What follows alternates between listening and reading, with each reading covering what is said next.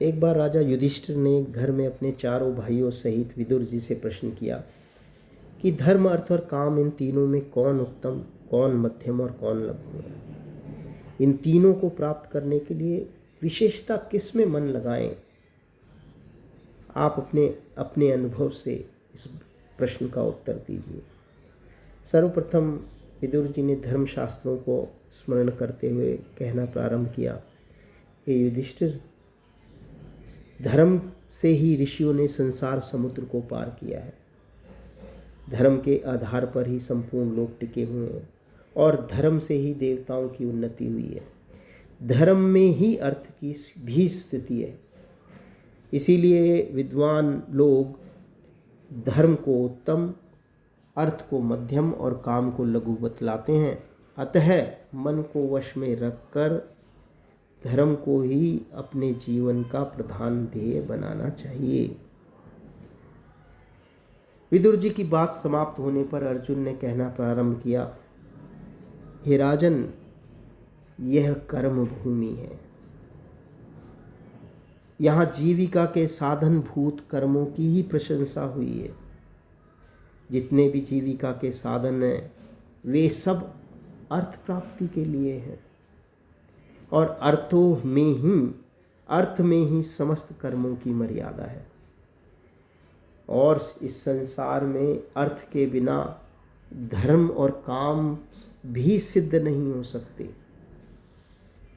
इसीलिए धनवान व्यक्ति को चाहिए कि वो अर्थ प्राप्ति के लिए प्रयत्नशील हो, अपने भृत्यों को उत्तम भोग कराए और शत्रुओं को दंड देकर उन्हें अपने वश में रखे। महाराज, मेरा तो यही मत है।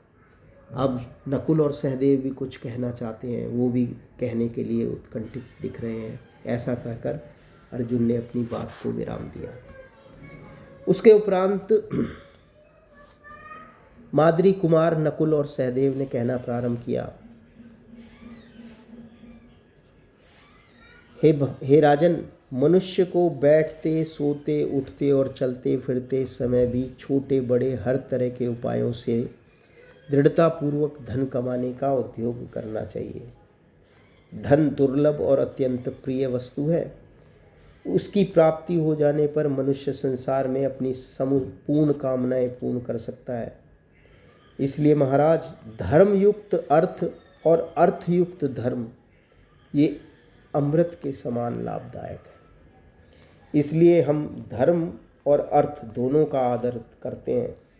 निर्धन मनुष्य की कामना पूर्ण नहीं हो सकती और धर्महीन मनुष्य को धन भी नहीं मिल सकता। अतः पहले धर्म का आचरण और फिर धर्म के अनुसार अर्थ का संग्रह और इसके बाद कामनाओं का सेवन करना चाहिए। इस प्रकार त्रिवर्ग का संग्रह करने से मनुष्य सफल मनोरथ होता है।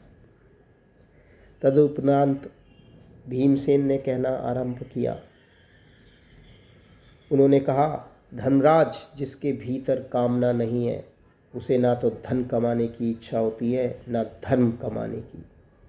कामना के बिना तो कोई काम हो ही नहीं सकता। इसलिए त्रिवर्ग में काम ही सबसे बढ़कर है। कोई ना कोई कामना रखकर ही ऋषि लोग कठोर तपस्या में संलग्न होते हैं।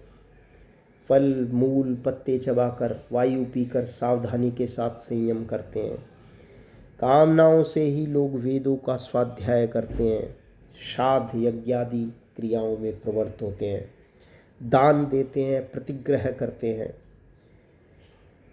बनिए, किसान, ग्वाले, कारीगर तथा शिल्पकार तथा देवता संबंधी कार्य करने वाले लोग भी कामना से ही अपने अपने कार्य में लगते हैं। सारा कार्य ही कामना से व्याप्त है। अतः धर्म, अर्थ और काम तीनों का एक ही साथ सेवन करना चाहिए। जो इनमें से एकाकी ही स्वीकार करता है वह अधम है। दो का आश्रय लेने वाला मध्यम और जो तीनों के सेवन में संलग्न है वह मनुष्य उत्तम है। यह कहकर भीमसेन जब चुप हो गए तो युधिष्ठिर बोले, इसमें संदेह नहीं कि आप लोगों ने धर्मशास्त्र के सिद्धांतों को समझा है और प्रमाणों का भी ज्ञान प्राप्त किया है। मेरे पूछने पर आपने जो विचार प्रकट किए वे सब मैंने सुन लिए। अब मेरी बात भी सुनिए। जो न पाप में लगा हो, न पुण्य में, न अर्थोपार्जन में प्रवृत्त हो, न धर्म या काम के सेवन में, जिसकी दृष्टि में मिट्टी का ढेला और सोने का आभूषण एक समान हो, सब प्रकार के दोषों से रहित मनुष्य दुख और सुख देने वाली सिद्धियों से सदा के लिए मुक्त हो जाता है। स्वयंभू भगवान ब्रह्मा जी का कहना है कि जिसके मन में आसक्ति है उसे कभी मोक्ष प्राप्ति नहीं हो सकती, किंतु जो धर्म अर्थ और काम इस त्रिवर्ग से रहित है वही दुर्लभ पुरुषार्थ मोक्ष को प्राप्त करता है। इसीलिए गूढ़ तत्व का ज्ञान ही संसार का हित करने वाला है। तो वैशंपायन जी कहते हैं, राजा युधिष्ठिर की कही हुई बात बड़ी ही उत्तम, युक्ति युक्त और मन में बैठने वाली थी। उसे सुनकर सब राजाओं ने हर्ष ध्वनि की, हाथ जोड़कर प्रणाम किया। फिर वे उनके वचनों की प्रशंसा करने लगे। महामना युधिष्ठिर ने भी उन राजाओं की प्रशंसा की और पुनः गंगा नंदन भीष्म के पास आकर उनसे धर्म के विषय में प्रश्न करने लगे। हरे कृष्ण।